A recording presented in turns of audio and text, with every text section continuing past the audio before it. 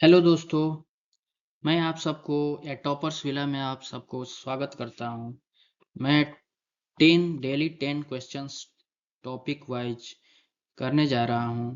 तो अभी मैं इम्पोर्टेंट नेटवर्क क्वेश्चंस कर रहा हूं। तो देखिए वन बाय वन। देखिए फर्स्ट क्वेश्चन क्या बोल रहा है। फर्स्ट क्वेश्चन ये है कि सॉरी, हाँ, first question, which of the following is an example of vector quantity. तो वेक्टर क्वांटिटी कौन सा है इसमें से? ए magnetic flux, density, speed, power, temperature. तो इसमें से कौन सा वेक्टर क्वांटिटी है ये हमको बताना है। तो पावर जो होता है, power is equal to V into I होता है। तो ये तो वेक्टर क्वांटिटी नहीं होगा, स्केलर होगा। टेम्परेचर भी स्केलर होगा। स्पीड, स्पीड अगर वेलोसिटी बोलता तो हो सकता है, हो सकता था, क्योंकि वेलोसिटी जो होता है, वेलोसिटी वो इन इन सर्टेन डायरेक्शन में बात किया जाता है, तो ये वेक्टर हो जाता है। लेकिन स्पीड, अब कितना के स्पीड से जा रहा है, तो ये वेक्टर नहीं है, ये एक स्केलर क्वांटिटी हो गया। तो magnetic flux density, magnetic flux density जो होता है equal phi by A, magnetic flux density. तो फाई जो होता है वो कितना फ्लक्स जनरेट हो रहा है किस डायरेक्शन में, और एरिया जो कि उस कितना एरिया में फ्लक्स पास कर रहा है, तो उससे वो डिवाइड किया जाता है इतना एरिया से। तो वो मेरा मैग्नेटिक फ्लक्स डेंसिटी होगा। तो ये मैग्नेटिक फ्लक्स डेंसिटी जो होता है ये डायरेक्शन पर डिपेंड करता है। सो इसलिए इसको हम लोग वेक्टर क्वांटिटी बोलेंगे। तो वेक्टर क्वांटिटी में आ जाता है ये सब। ठीक है, तो मैग्नेटिक फ्लक्स डेंसिटी होगा यहाँ पर। तो फर्स्ट क्वेश्चन का फर्स्ट आंसर हो जाएगा, ए आंसर हो जाएगा, A will be the answer. Next अब क्वेश्चन देखेंगे, how much energy does 100 watt bulb consume in one day. तो फर्स्ट क्वेश्चन में बोल रहा है कितना एनर्जी 100 वाट का बल्ब जो है कंज्यूम करेगा एक दिन में। तो एक दिन में कंज्यूम पावर दिया हुआ है, पावर कितना दिया हुआ है, 100 वाट दिया हुआ है एक बल्ब का।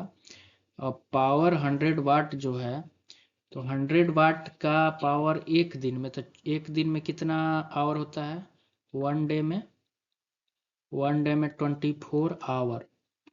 तो consume in one day how much energy, energy कितना कंज्यूम करेगा। तो यहाँ देखिए यूनिट भी दिया हुआ वाट आवर। तो ये तो वाट हो गया, आवर में इतना, तो मल्टीप्लाई कर देंगे, energy is equal to P into time, time हो जाएगा। तो पी 100 वाट है और टाइम 24 आवर। तो 2400 वाट आवर, ये हो गया मेरा एनर्जी। तो ऑप्शन क्या है, 2400 वाट आवर। तो डी आंसर हो जाएगा। अब हम चलेंगे नेक्स्ट क्वेश्चन पे। The symbol shown below is, symbol जो दे रहा है ये जो सिंबल है, ये सिंबल है किसका है, किस चीज को डिनोट करता है, कौन से, ये यही बोल रहा है, यही क्वेश्चन है। Dependent voltage source, dependent current source, independent current source. अब देखिए यहाँ पर वोल्टेज सोर्स, अब देखिए यहाँ पर डिपेंडेंट और इंडिपेंडेंट किसको बोलेंगे। पहला नंबर कि डिपेंडेंट जो भी होगा वो देखिए दो तरह से डिनोट करते हैं, डिपेंडेंट और इनडिपेंडेंट। डिपेंडेंट जब भी होगा तो वो एक डायमंड शेप में होगा, ठीक है। तो इस टाइप का अगर स्ट्रक्चर कहीं बना रहेगा डायमंड शेप में, तो ये डिपेंडेंट सोर्स होता है, मतलब किसी क्वांटिटी पे डिपेंड कर रहा है, ठीक है, प्लस माइनस। तो ये डिपेंडेंट हो गया। और ये करंट मान लीजिए, तो ये करंट का होगा तो डिपेंडेंट हो गया, ये डायमंड शेप का है। अगर सर्कल शेप में हो गया प्लस माइनस, तो ये इंडिपेंडेंट होता है, इंडिपेंडेंट, ठीक है। इंडिपेंडेंट सोर्स होता है, सोर्स होता है, ठीक है। ये इस टाइप का होता है, इंडिपेंडेंट सोर्स ये भी होगा। सर्कल शेप अगर आ गया तो इंडिपेंडेंट होगा, अगर डायमंड शेप आ गया, डायमंड शेप, तो डायमंड शेप देखते ही हम क्या मानेंगे कि वो डिपेंडेंट होगा, यानी कि किसी पर डिपेंड करेगा, किसी क्वांटिटी पे, करंट पे डिपेंड करे या वोल्टेज पे डिपेंड करे। ठीक है, तो ये पहला नंबर की इंडिपेंडेंट है, और करंट की तरह इसे एरो दे रहा है तो इसको करंट सोर्स बोलते हैं। ठीक है, तो इंडिपेंडेंट करंट सोर्स, ये सी नंबर ऑप्शन हो जाएगा। अब आगे चलते हैं। The Ohm's law is not valid for, Ohm's law किसके लिए वैलिड नहीं होता है? तो resistor connected in parallel, resistor connected in series, linear inductor, Zener diode working in Zener region. किसके लिए वैलिड नहीं होता? देखिए रजिस्टर, जो ओम्स लॉ होता है, Ohm's law equal to, Ohm's law जो होता है आर जो होगा वी बाई आई, ऐसे होता है R is equal to V by I. तो या ऐसे कर सकते हैं I is directly proportional to V. ठीक है, तो I is directly proportional to V, तो ये क्या होता है कि प्रोपोर्शनलिटी कांस्टेंट जो होता है I is equal to 1/r into V, तो R is equal to V by I, ये होता है मेरा ओम्स लॉ। ठीक है, ओम्स लॉ। तो ये लीनियरिटी, ओम्स लॉ जो होता है लीनियरिटी को फॉलो करता है। लीनियर सर्किट में हमारा ओम्स लॉ वैलिड होता है, अगर नॉन लीनियर अगर सर्किट हो गया तो वो वैलिड नहीं होगा। तो इसमें देखिए रेजिस्टर क्या होता है, रेजिस्टर जो होता है लीनियर सर्किट होता है, क्योंकि ग्राफ अगर देखा जाए ऐसे बनता है तो लीनियर ऐसे बनेगा। तो ये V और I का ग्राफ है, तो V बाई आई हमेशा ये कांस्टेंट होगा, तो यानी कि V by I equal to R होता है, तो R हमेशा कांस्टेंट होगा, तो कांस्टेंट होगा तो रेजिस्टर कनेक्टेड इन पैरेलल ये कांस्टेंट होगा, रजिस्टर कनेक्टेड इन सीरीज ये भी कांस्टेंट होगा, यानी कि लीनियर होगा। लीनियर इंडक्टर, ये भी लीनियर इंडक्टर भी, वो भी लीनियर बोल ही दिया तो वो तो वैलिड होगा ही। Zener diode working in Zener region, ये जेनर डायोड जो होता है, ये जेनर डायोड इस तरह से होता है, इस तरह से। ठीक है, जेनर डायोड, इसको जेड से ऐसे करते हैं, तो जेनर डायोड है ये डायोड की तरह, डायोड जो होता है नॉन लीनियर, मतलब Zener diode non linear behaviour show करता है, इस टाइप से कुछ करेगा, तो नॉन लीनियर होता है। तो नॉन लीनियर जब शो कर दिया तो उस तो रेजिस्टेंस, ये तो ओम्स लॉ वैलिड ही नहीं होगा, तो डी नंबर ऑप्शन हो जाएगा। The ratio of, fifth number question में क्या बोल रहा है? The ratio of voltage and current in a closed circuit, voltage and current in a closed circuit, V by, अभी हम बात करें पिछले क्वेश्चन में कि V by I equal to R होता है, तो ये हमेशा क्या होता है जब लीनियर सर्किट होगा, लीनियर ओम्स लॉ वैलिड होगा ही लीनियर सर्किट के लिए, तो ये हमेशा कांस्टेंट होगा, कांस्टेंट होगा। ठीक है, तो रिमेन्स कांस्टेंट, V बाई आई अगर होगा तो रिमेन्स कांस्टेंट। ठीक है, तो ये रिमेन्स कांस्टेंट, बी ऑप्शन हो जाएगा। ठीक है, तो नेक्स्ट चलते हैं। Which of the following has negative temperature coefficient of resistance? Negative temperature coefficient, तो टेम्परेचर कोएफिशिएंट जैसे मान लेते हैं कि ये R जो होता है R is equal to R naught into 1 plus alpha delta T, ये जो होता है ये टेम्परेचर कोएफिशिएंट होता है। ठीक है, तो अगर मान लीजिए टेम्परेचर चेंज करता है तो ये R का वैल्यू भी चेंज करेगा। तो बोल रहा है यहाँ कि negative temperature coefficient, negative temperature coefficient का मतलब होता है कि अगर अगर टेम्परेचर बढ़ रहा है, टेम्परेचर बढ़ रहा है, इंक्रीज कर रहा है, तो उसका जो इफेक्ट है वो रेजिस्टेंस, मतलब रेजिस्टेंस पे जो है वो रेजिस्टेंस को लो करेगा। ओके, मतलब निगेटिव इफेक्ट पहुंचा रहा है, यानी कि ये टेम्परेचर बढ़ रहा है लेकिन रेजिस्टेंस लो हो रहा है। जैसे कि कंडक्टर की अगर बात किया जाए तो कंडक्टर की बात करेंगे तो टेम्परेचर अगर बढ़ेगा तो रेजिस्टेंस क्या होता है, बढ़ता है। ठीक है, अगर इंसुलेटर और सेमीकंडक्टर की बात किया जाए तो टेम्परेचर बढ़ता है तो रेजिस्टेंस घटता है, यानी कि कंडक्टिव नेचर का हो जाता है। जब टेम्परेचर बढ़ाएंगे तो वो धीरे धीरे कंडक्टर की तरह काम करने लगेगा, मतलब ज़्यादा नहीं करेगा लेकिन धीरे धीरे करेगा। टेम्परेचर बढ़ा रहे हैं तो यानी रेजिस्टेंस उसका कम हो रहा है, तो ये निगेटिव टेम्परेचर कोएफिशिएंट हुआ इसका मतलब। और जब टेम्परेचर बढ़ा रहे हैं और रेजिस्टेंस भी बढ़ रहा है तो ये पॉजिटिव टेम्परेचर कोएफिशिएंट हुआ। तो ये निगेटिव पॉजिटिव यही इसका अंतर है। तो सिलिकॉन जो है वो सेमीकंडक्टर होता है, एल्यूमिनियम कंडक्टर होता है, कॉपर कंडक्टर, सिल्वर भी कंडक्टर होता है। तो सिलिकॉन जो है यहाँ सेमीकंडक्टर होता है। सेमीकंडक्टर हम क्या बताएं कि ये टेम्परेचर बढ़ाने पे इसका रेजिस्टेंस कम होता है। तो कम होता है तो इसको क्या हम बोलते हैं कि निगेटिव टेम्परेचर कोएफिशिएंट। तो डी आंसर हो जाएगा। ठीक है, समझे। अब आगे चलते हैं 7 नंबर क्वेश्चन पे। तो 7 में क्या बोल रहा है, a 50 watt electric light bulb is connected to 200 volt supply, determine a the current flowing in the bulb and the resistance of the bulb. जैसे 200 वोल्ट का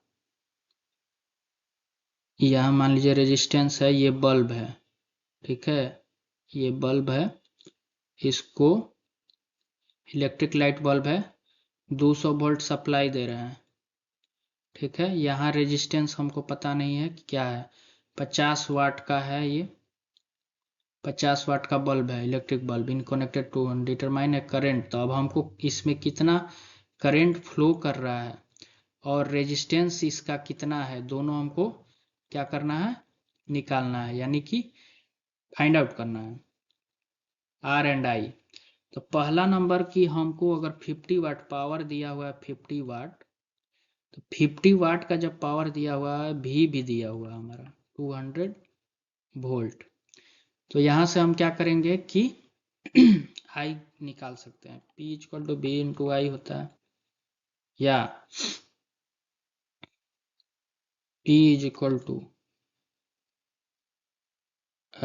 भी आई हमारा अननोन है, भी हमको तो पता है, P भी पता है, तो P by V is equal to I. P हमारा कितना है 50 वाट, भी 200, तो आई कितना हो जाएगा 1/4 यानी 0.25, सॉरी 0.25 एम्पियर आई हो गया, ठीक है। अब हमको क्या और क्या फाइंड आउट करना है, रेजिस्टेंस। तो रेजिस्टेंस हमारा फाइंड आउट करना है, तो P इज इक्वल टू भी स्क्वायर बाई आर, ये भी तो होता है एक फॉर्मूला, तो भी 200 का whole square by R is equal to P 50,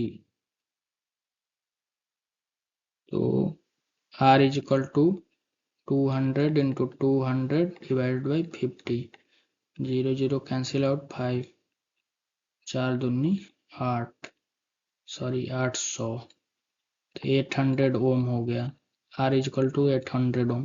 क्योंकि देखिए P जो पावर जो होता है उसका फॉर्मूला एक होता है भी स्क्वायर बाई आर, एक फॉर्मूला होता है आई स्क्वायर आर, एक फॉर्मूला होता है भी इंटू आई। तो हम इसको भी यूज किए और इसको यूज किए, क्योंकि हमको यहाँ पर आर फाइंड आउट करना था, भी पता था और पी पता था। एक बार हम इसको यूज किए, पी पता था भी पता था, तो आई फाइंड आउट कर लिए, तो मेरा कितना हुआ, बी ऑप्शन आ गया। इन अब 8th नंबर क्वेश्चन में क्या बोल रहा है कि in the given figure voltage across C1 will be, C1 के क्रॉस वोल्टेज ये दिया हुआ है सर्किट, C1 के क्रॉस वोल्टेज क्या होगा। तो देखिए हम लोग करंट में जब वोल्टेज डिवीजन करते हैं, या करंट सॉरी जब रेजिस्टिव सर्किट में जब पैरेलल में रहता है, तो हम लोग क्या करते हैं, अगर मान लीजिए करंट इधर से जा रहा है 2 एम्पियर और यहाँ 1 ओम है, यहाँ 2 ओम है, तो रेजिस्टिव सर्किट में हम लोग क्या करते थे कि अगर इसमें I1 करंट निकालना है और इसको I2 करंट बोल दिए, तो ये जो रेजिस्टिव सर्किट है ये पैरेलल जो है वो कैपेसिटिव सर्किट का सीरीज की तरह काम करेगा। यहाँ करंट डिवीजन हो रहा है, यहाँ वोल्टेज डिवीजन का रूल फॉलो करेगा। मतलब जिस तरह से यहाँ करंट डिवीजन हम लोग करते हैं, कैसे, टू टोटल करंट इसमें ब्रांचेज में जा रहा है टोटल 2 एम्पियर, अब इसका हमको करंट निकालना है, तो 2 इंटू सेकेंडरी का रेजिस्टेंस, 2 इंटू 2 डिवाइड बाई 2 + 1 यानी टोटल रेजिस्टेंस 3। ऐसे करते हैं हम लोग करंट I1 का निकालने के लिए, ऐसे करते हैं ना। करंट डिवीजन हो गया, तो उसी तरह से voltage division in series of capacitor. तो अगर कैपेसिटर अगर सीरीज में एडेड होगा तो वोल्टेज डिवीजन जो होगा वो just like current division of resistive circuit होगा। तो वोल्टेज डिवीजन मतलब क्या, हमारा टोटल वोल्टेज कितना है, अगर C1 के अक्रॉस हमको वोल्टेज निकालना है V1 VC1, तो क्या होगा, टोटल वोल्टेज 300 इंटू इसका capacitive value 2 microfarad divide by total कितना है 1 + 2। ठीक है, सॉरी क्या ऑप्शन दे दिया, in the given figure voltage across C1 will be volt. Sorry, ये थोड़ा सा ऑप्शन इनकरेक्ट है, ऑप्शन सही नहीं है। तो 300 मेन हमको वोल्टेज निकालना है मेनली, तो 300 इंटू 2 3, तो ये क्या हो गया 300 इंटू 2 डिवाइड बाई 3 3 कट गया, कैंसिल आउट, 200 वोल्ट। तो ये C1 के अक्रॉस भी C1 जो होगा 200 वोल्ट होगा, और C2 के अक्रॉस 100 वोल्ट होगा, VC2 क्या 100 वोल्ट होगा। ठीक है, क्योंकि 300 वोल्ट है तो दो में ही डिवीजन करना है, तो ये 200 हो गया, ये 100 हो गया। ठीक है, तो 200 वोल्ट, तो just like current division in resistive circuit होता है, तो उसी तरह से voltage division in capacitive circuit in series, ये पैरेलल में क्योंकि उल्टा होता है ना। ठीक है, ऑप्शन इसका नहीं दिया हुआ है और गलत, तो ऑप्शन ये होगा, ऑप्शन बाद में हम बता देंगे, 200 मेनली होगा। Which of the following equation does not follow Ohm's law, ये 9 नंबर कह रहा है कि which of the following does not follow the Ohm's law. Ohm's law क्या होता है, I is directly proportional to V, proportionality constant जब हटता है तो 1/R इंटू B होता है। R इज इक्वल टू क्या होगा V/I, R is equal to V/I, ये राइट हो गया।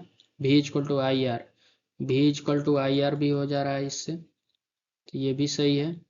I is equal to V/R, I is equal to V/R, ये भी सही है। I is equal to V/R, ये भी सही है। R is equal to I/V, sorry I/V, ये गलत है, तो ये वाला गलत है, मतलब इसके अनुसार ये सही, ये ऑप्शन होगा नॉट फॉलो। तो नॉट फॉलो मतलब D इज नॉट फॉलोइंग, तो D ऑप्शन हो जाएगा सही। आगे चलते हैं 10 नंबर क्वेश्चन, ये कलर कोड का ये क्वेश्चन है। तो कलर कोड में क्या है, 47 ओम दिया हुआ है, 47 ohm resistors with +5% tolerance, +5 plus minus यहाँ होगा, माइनस भी होगा, +-5% टोलरेंस। तो 47 पहले तो कलर कोड का हमको समझना पड़ेगा कैसा कलर कोड होता है।